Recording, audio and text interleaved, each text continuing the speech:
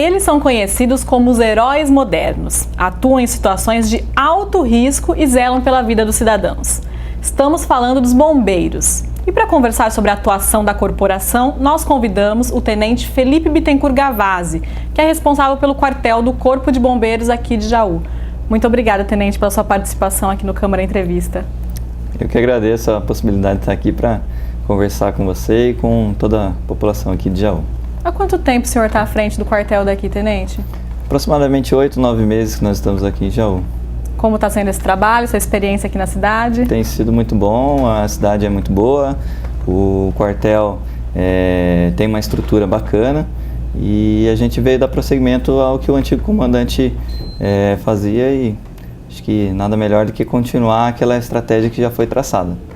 Bom, o bombeiro, ele é um policial militar, né? Muita gente não sabe, mas ele é um policial militar com uma especialização um pouco diferente. Como é que funciona para virar bombeiro, então, para as pessoas entenderem um pouco? Correto, existe uma certa confusão com relação a isso, né? Porque alguns estados o bombeiro é separado da polícia militar. É uma profissão e a polícia militar é outra. Porém, aqui no estado de São Paulo é a mesma profissão, porém uma especialidade diferente. Igual a gente, por exemplo, conhece o policial rodoviário, o policial ambiental, o bombeiro é um policial especializado em bombeiro. E para quem tem o desejo de ser bombeiro, ele tem que prestar concurso para a Polícia Militar, depois ele presta um concurso interno, através de uma prova e também um teste de aptidão física, e ele pode ser chamado para trabalhar no Corpo de Bombeiros. Precisa ter algum pré-requisito especial para ser bombeiro? Coragem. Somente coragem e a vontade de ajudar o próximo. E esse treinamento, quanto tempo, geralmente? Olha, o treinamento parte da escola de soldados 8 meses e depois mais 5 a 6 meses específico de bombeiro. Isso é o treinamento básico. Já para a escola de oficiais já são 3 anos de formação de oficial e depois mais 1 ano e 2 meses para formação no bombeiro, fora os cursos de especialização que vão acontecendo durante o turno de serviço do bombeiro. Bom, a maioria das pessoas lembra do bombeiro em relação ao serviço de apagar incêndios, mas na verdade o bombeiro ele atua em muitas outras áreas. Então eu gostaria até que o senhor explicasse quais áreas o bombeiro atua. A gente até coloquei aqui alguns itens, né? Combate de incêndios, salvamentos aquáticos, resgate em altura, intervenção em incidentes com produtos perigosos, é uma gama imensa de atuação, né? É verdade. No estado de São Paulo, bem como no Brasil, hoje em dia a maior demanda do Corpo de Bombeiros tem sido com relação às ocorrências de resgate, que são aquela viatura que a gente vê frequentemente que leva a vítima, né? Após um acidente, um salvamento. A maior demanda do Corpo de Bombeiros tem sido ocorrências de resgate, porém nós atendemos ocorrências de salvamento em altura, quando alguma coisa em prédios, ocorrências desde animais em poço, ocorrências, acidentes de trânsito com pessoas vítimas retidas nas ferragens, salvamento aquático, então também nós fazemos tanto a questão do salvamento, se for necessário, se houver tempo, quanto a retirada de pessoas que infelizmente vieram a óbito em piscinas. E o Corpo de Bombeiros trabalha de forma geral assim, no salvamento de pessoas e animais para que possa resgatar a vítima sofrendo o menor dano possível. Basicamente é isso. Às vezes é confundido o serviço do SAMU e do Corpo de Bombeiros. Qual que é a diferença? O Corpo de Bombeiros ele atua em ocorrências de trauma. No que a gente se refere ao resgate, ele trabalha em ocorrências de trauma. Então houve uma queda, houve uma batida, um acidente que a pessoa veio a bater alguma parte do corpo, seria a ocorrência do resgate. Ocorrência que houve um mal súbito, né? Então a pessoa estava lá, passou mal, não comeu direito, está se sentindo alguma dor, alguma coisa que precisa ir ao hospital, e aí ocorrências de SAMU. Nada impede que uma corporação possa auxiliar a outra, né? Às vezes uma viatura está empenhada e a outra viatura está disponível, eles vão no apoio, porém cada um tem a sua missão. Bom, para conseguir prestar esse tipo de serviço, que ele é tão variado, né? Vai desde socorrer um afogamento, um incêndio, um animal, são coisas muito, muito diversas, né? Essa preparação ela tem que ser bem intensa e bastante específica, né, para que o profissional seja qualificado. Sim, com certeza. A gente, como a atuação é inesperada, por mais treinamento que ocorra, a prática sempre vai ser diferente do treinamento. Então, sempre a gente está fazendo treinamento para tentar minimizar essas possibilidades de algo que eu nunca vi. Então, eu vou chegar numa ocorrência que ela é diferente, eu nunca vi aquele tipo de ocorrência, mas eu fiz um treinamento parecido. Então, aqui eu vou tirando experiências desses treinamentos e eu vou agregando nessa ocorrência. Tem também o trabalho de vistorias, um trabalho um pouco mais administrativo. Isso. Como funciona? As vistorias em edificações, o Corpo de Bombeiros atua conforme solicitação. Então, eu quero ter o meu prédio regularizado com o Corpo de Bombeiros, o alvará do Corpo de Bombeiros, né? Digamos que seria o nosso AVCB, Auto de Vistoria do Corpo de Bombeiros. Eu vou até o Corpo de Bombeiros e solicito essa vistoria, tendo alguns procedimentos um pouco diferentes para edificações menores, mais simples, e edificações maiores, já um pouco mais complexas, tendo em vista a dificuldade e o risco que é na edificação maior. Então, o Corpo de Bombeiros também trabalha na prevenção, né? Digamos, já diz até o ditado, né? Prevenir melhor que remediar. Então, uma forma de atuarmos na prevenção é através dessas vistorias e também através de palestras que nós executamos em algumas escolas, conforme nosso cronograma vai me permitindo, né?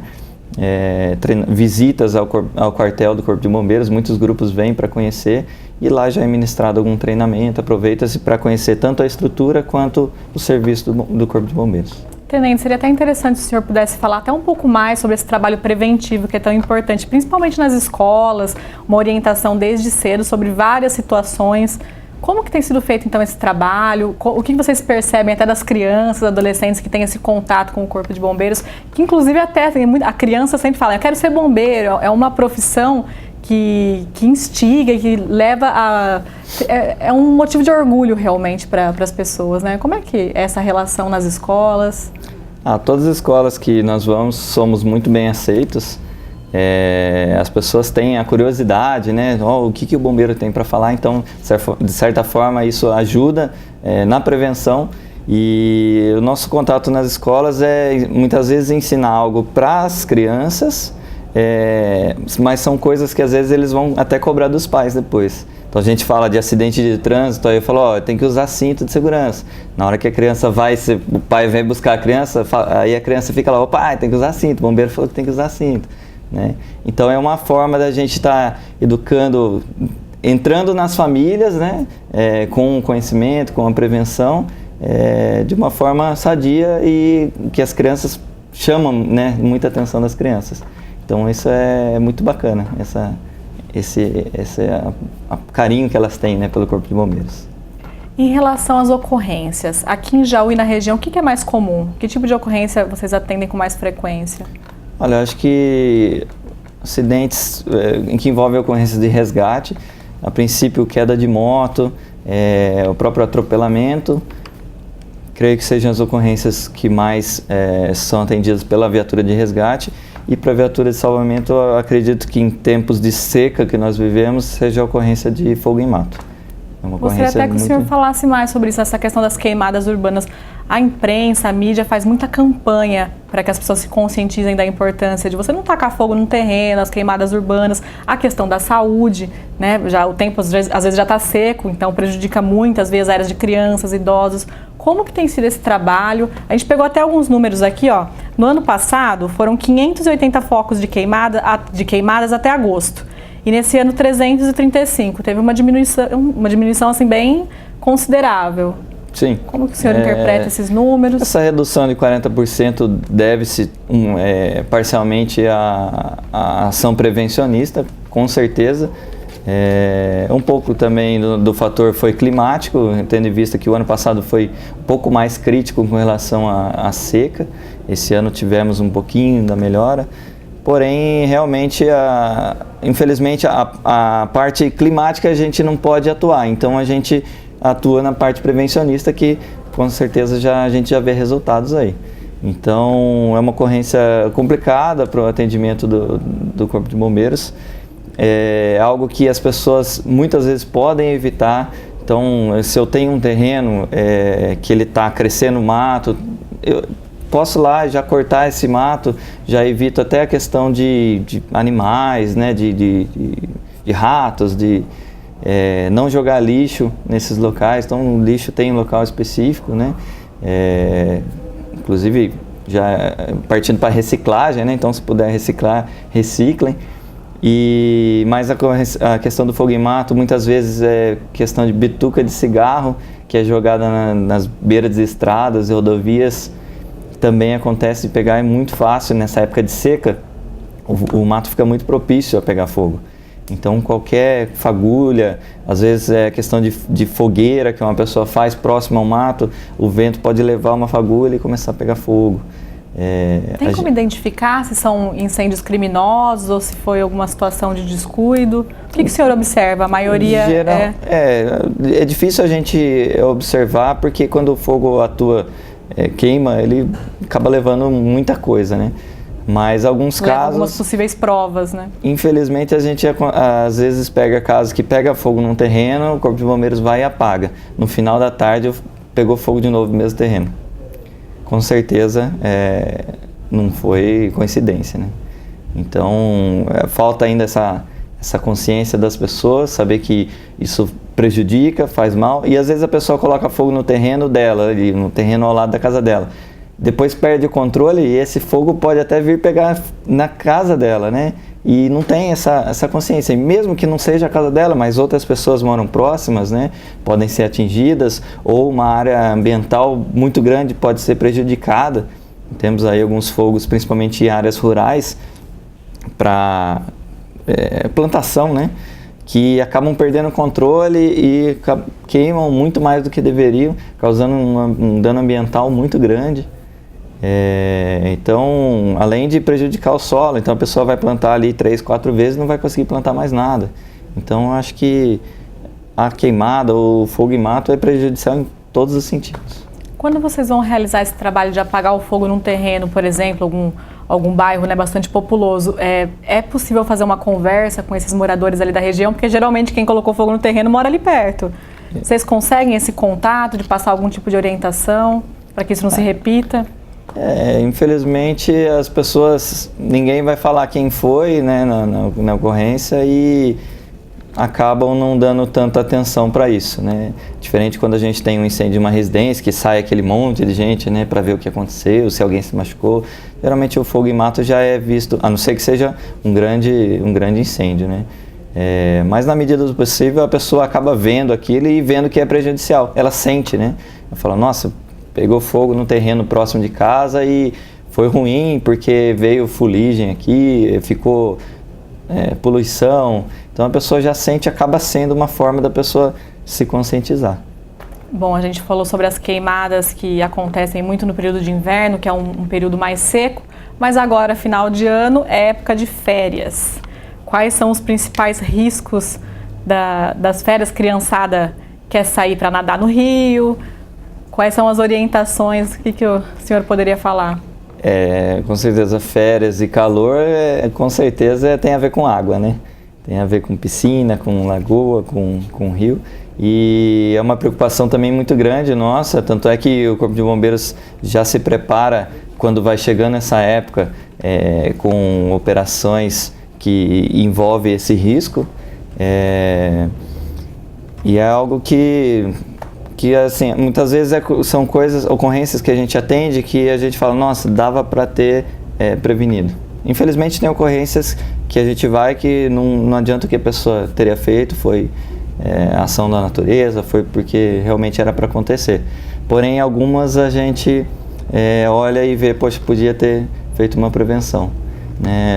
Então a gente fica, uma dica para crianças com relação à piscina, por exemplo, quem tem piscina em casa e tem uma criança pequena, pode cercar essa piscina, então põe lá uma grade numa altura que a criança não entre, cubra a piscina com uma lona, porque nem sempre a gente vai conseguir estar atento à criança, né? Um segundinho que escapa, essa criança pode andar para onde não devia. E a gente acha que nunca vai acontecer com a gente, com a nossa família. É verdade. Quando acontece, aí a gente realmente, infelizmente, geralmente não, acaba não tendo sucesso. É uma ocorrência bem complicada, o afogamento ele tem que ser acionado o Corpo de Bombeiros muito rápido, porque uma pessoa que fica em torno de 5 a 6 minutos submersa, ela já vai ter problemas e vai ter, digamos ali, reduzida a possibilidade de vida em 80% mais ou menos. Então as chances caem muito mesmo.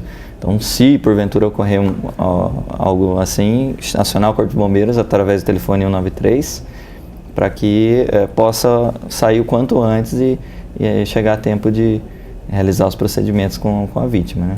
Vocês têm mais chamados para atender afogamentos em piscinas ou em rios? Em rios e lagoas. Principalmente, nem tanto crianças, mas adultos que geralmente está ligado à bebida. Então, pessoas que às vezes bebem, estão passando a tarde ali no calor, num domingo, geralmente sábados e domingos. Os adultos dando mau exemplo para as crianças. Mau exemplo para as crianças. Bebem, depois querem apostar que conseguem nadar até o outro lado, querem que nada mais rápido do que o outro, ou quer geralmente é isso, quer se mostrar para alguém e acaba não conseguindo chegar, principalmente rios que tem correntezas, que às vezes a gente olha e não imagina o perigo que é nadar ali. E principalmente se tiver sob influência de álcool, aí fica pior ainda. É imprudência. Sim, com certeza. Bom, quando acontece um afogamento, chamar o Corpo de Bombeiro, um resgate, antes da chegada desses profissionais que sabem como lidar com a situação, o que a pessoa que está em volta pode fazer para ajudar? A primeira coisa é retirar, se a pessoa tiver a possibilidade de retirar aquela vítima do local, né, da água, para que ela não vá ingerir mais água, colocar deitado com o lado direito ao solo, virado de lado, e para ver se ela tira alguma água, né, expele a água. Para quem tem o treinamento de realizar a chamada massagem, né, que é a reanimação cardiopulmonar, RCP, pode iniciar a execução dessa RCP até a chegada do Corpo de Bombeiros. Se a pessoa estiver se afogando, quem está em volta deve tentar tirar a pessoa da água? É uma coisa que a gente confunde um pouco, porque fala é perigoso que a pessoa pode acabar se afogando junto, mas por outro lado, você não vai tentar ajudar, é uma orientação que a gente fica até em dúvida do que fazer, né? Como proceder. Sim, eu acho que cada um sabe com relação à água o seu limite. Então se eu eu sou um nadador profissional, eu conheço a água bem, eu acho que se a pessoa se sentir em condições de ajudar, eu acho que é válido essa ajuda. Porém, eu não sei nadar direito, eu não vou tentar ajudar um outro que ia acabar piorando. Então, existem outras formas de ajudar. Se eu tenho alguma coisa que pode servir de boia, uma pranchinha, uma corda para jogar para a pessoa, existem outras maneiras que pode ajudar sem colocar a vida dela em risco, para não se tornarem duas vítimas. Quanto menos você se expor, melhor. Sim, com certeza. Bom, um outro assunto interessante para a gente conversar é em relação aos trotes. Há alguns anos a gente ouvia muito que era muito comum ligarem tanto em vários serviços de emergência, né, para passar trote. Ou até em uma outra entrevista, um outro policial militar me disse que tem diminuído o número de trotes. Como que o senhor observa isso? No Corpo de Bombeiro tem diminuído? Não? Se mantém? Sim. Que atrapalha muito o serviço, de uns anos, né, para cá realmente diminuiu um pouco a quantidade de trotes. Porém ainda existe. Alguns, o próprio telefonista ele consegue selecionar e observar que é um trote, porque houve geralmente é criança, né? Houve uma criança dando risadinha ao fundo, né? E pede para falar com o pai, com algum adulto passando no local, aí não quer passar, acaba identificando e já anula ali. Porém, acontece algumas vezes da viatura aí chegar ao local e não ser nada daquilo do que estava falando, né? Infelizmente, quando a gente tem dúvida, é melhor a gente ir e num seu caso, né, do que deixar de ir e às vezes era a mesma ocorrência, né? Bom, um outro trabalho que a gente citou até no começo da entrevista em relação ao resgate de animais, né? É engraçado quando a gente é criança, tem aquela questão do imaginário popular do bombeiro, é aquele que vai tirar o gatinho em cima da árvore. Como é que é esse trabalho de resgate de animais que é tão interessante que vocês fazem?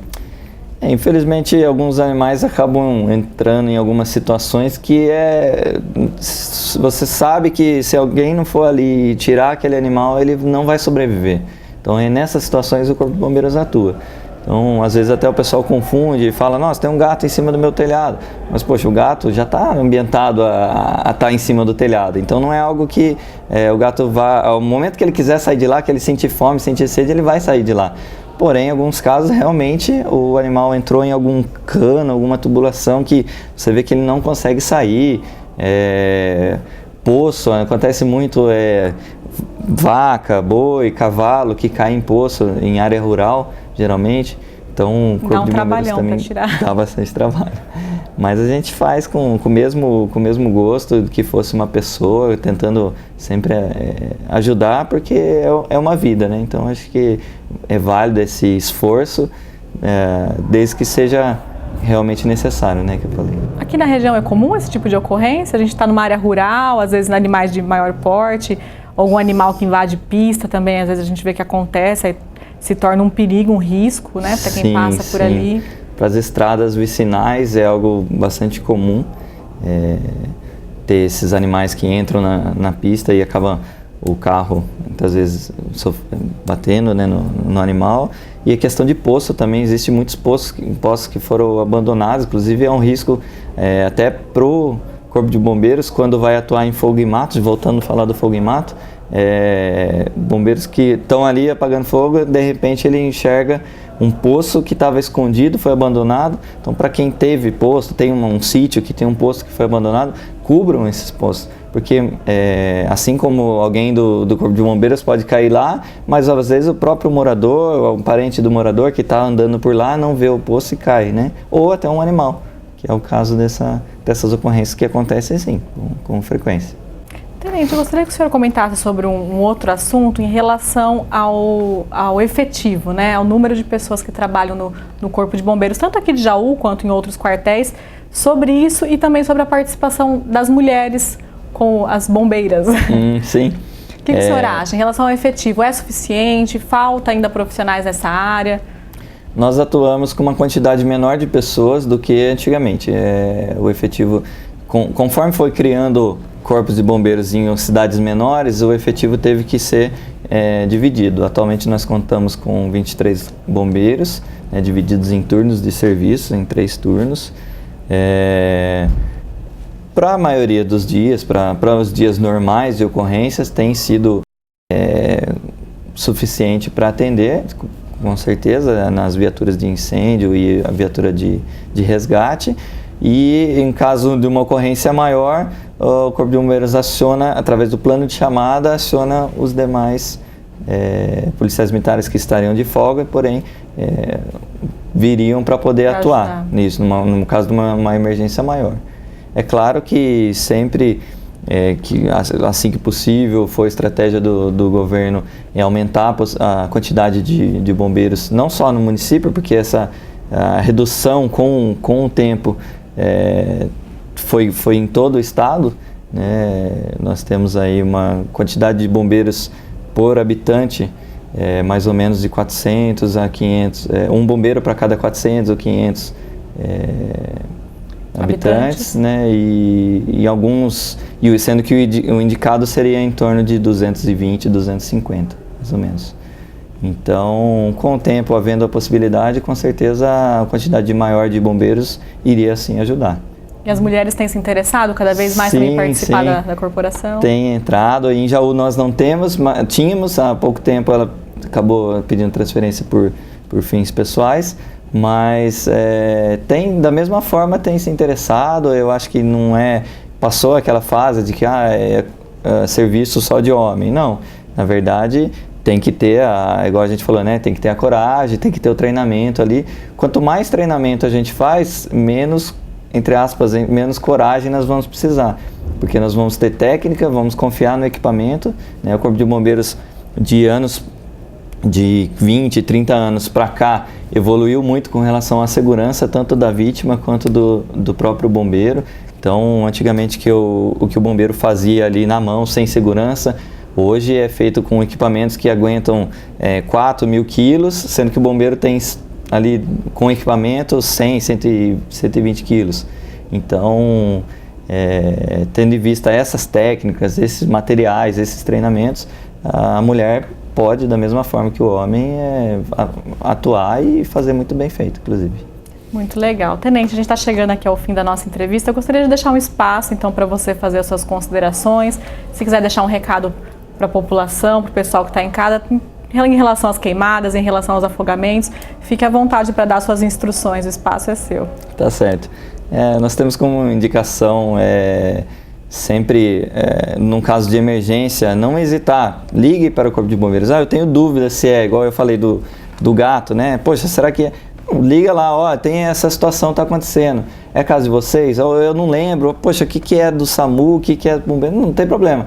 Ligue lá, 193, né? Qualquer telefone público permite ligar. Fala com a gente, se não for o caso, a gente vai direcionar, fala, esse não é caso do SAMU, a gente mesmo aciona ou passa o contato. Então, a gente está à disposição da população. Nós somos servidores públicos que queremos, de certa forma, na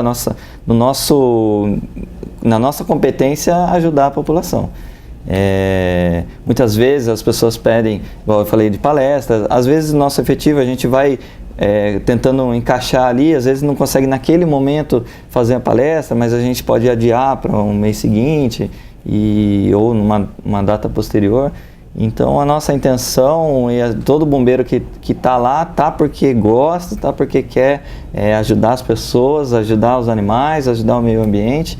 Então, que as pessoas possam também se sentir um pouco bombeiro, seja tanto na prevenção. Então, se eu sei que algo é errado, que algo não está regular, eu posso orientar a pessoa da família, o vizinho. Eu falo, esse mato aí tá alto, cara, não tem como você cortar, porque isso aí pode pegar um fogo e vai para sua casa mesmo.